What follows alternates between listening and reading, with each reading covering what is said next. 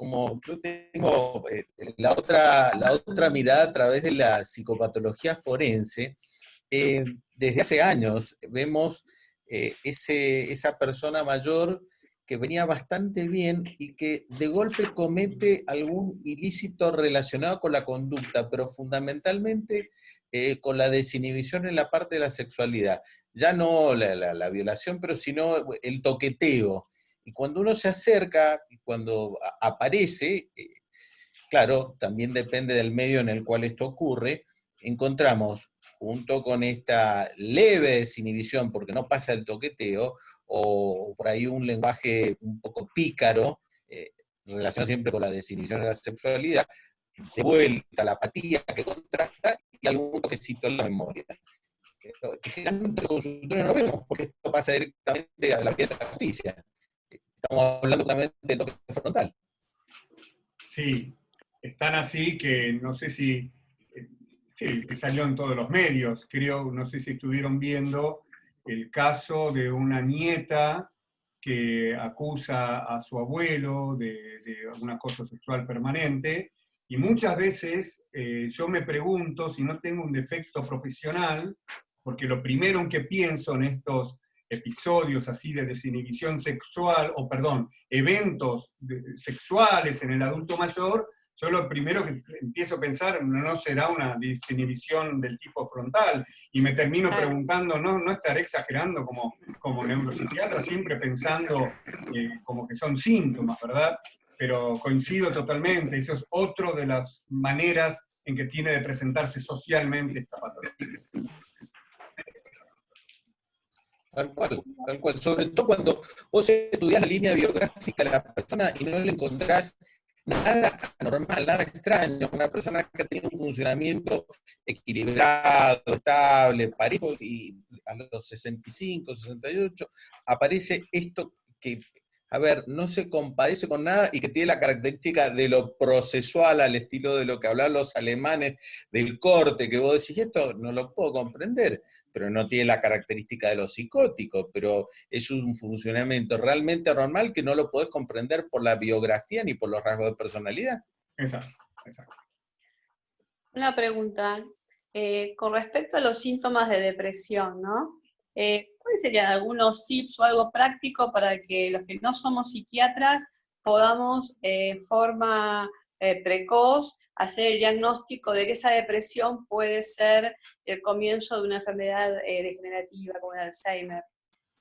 Y yo contesto siempre y cuando el doctor Guido Dorman no me pelee mucho, ¿no? Pero yo cuando tengo mis dudas, realmente, bueno, por supuesto que hago una examinación física y donde yo empiezo a encontrar algún reflejo osteotendinoso más bien levemente hiperrefléxico, o ni que hablar si tiene un poquitito de difusión.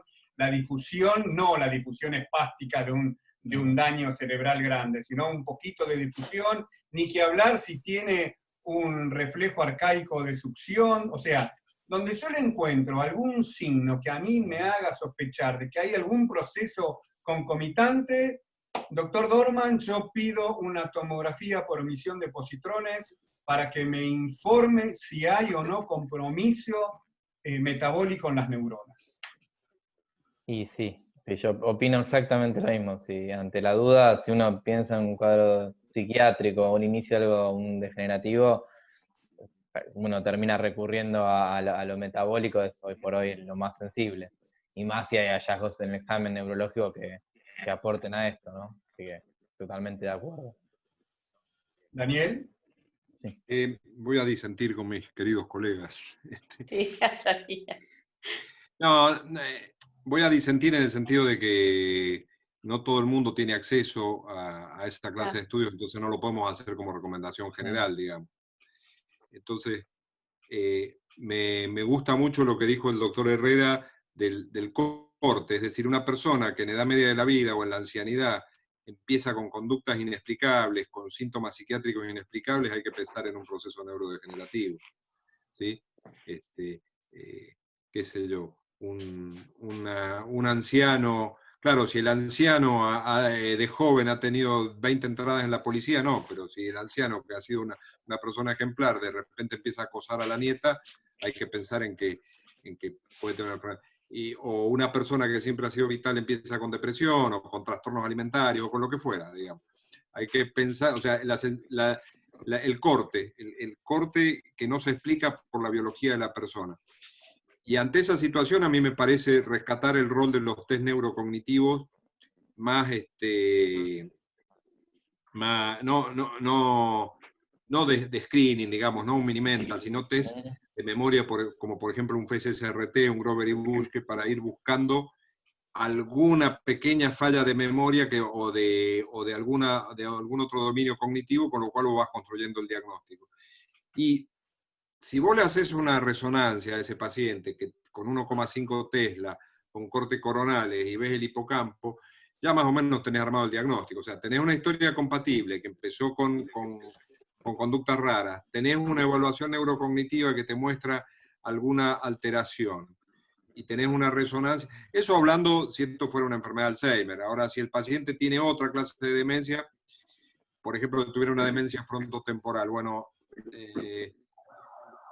claro, tranquilamente puede haber empezado con desinhibición sexual y otro tipo de cosas y síntomas psiquiátricos, y los test neurocognitivos te van a dar totalmente normales, ¿no es cierto?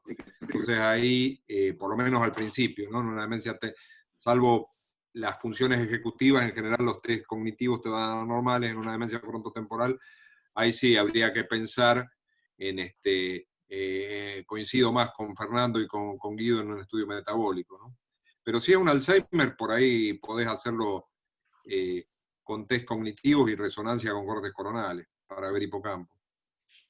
Sí, sí, obvio que para mí la neuropsicología y la resonancia ayuda, pero muchas veces en esos casos que es difícil o que hay una superposición y es decirle al paciente que, digamos, lo más probable es que haya un proceso neurodegenerativo, pero también el trastorno depresivo mayor es frecuente, y es decirle al paciente un pronóstico un poco más ominoso, que es la neurodegenerativo, versus lo más tratable o reversible, que es una depresión. Entonces, por ahí yo cada vez, si uno tiene la chance de un estudio metabólico, me aporta y me da tranquilidad en lo que le vas a decir al paciente y cómo vas a actuar. A mí me ha pasado que a veces me han confundido los estudios metabólicos, me han dado resultados indefinidos. A veces es claro y te da el diagnóstico, pero en los pacientes más confusos, más confusos clínicamente, los resultados suelen ser más confusos. O sea, en los pacientes muy iniciales a veces no encuentro mucho en los estudios metabólicos. En el PET con FDG, ¿no es cierto? O en el SPECT con MPAO, ¿no? Sí. Yo les pregunto a todos los que estamos en esta reunión, ¿cuántos de los colegas a los que vamos a tener acceso en esta presentación pueden tener acceso a estudios metabólicos? Porque Buenos Aires lo puede hacer, Mendoza tiene un centro que es un chiche, que fue SMEN, que tiene de todo, pero es el 5% será de todos nosotros, de todos nuestros colegas que pueden tener acceso a estudios metabólicos. Tenemos que darle otras armas, es decir, dentro de la clínica tenemos que buscar otras alternativas. Lo de Daniel me lo resumió perfecto, y yo tipificaría, pegadito a lo que dice Daniel en cuanto al trastorno de la desinhibición, que yo lo mencioné, una depresión que aparece tardíamente, sin motivos, o que no tiene antecedentes anteriores y que tiene la característica de lo apático con el posible toque de la memoria, y también pensemos en algo de demencia tipo Alzheimer hasta que se demuestre lo contrario.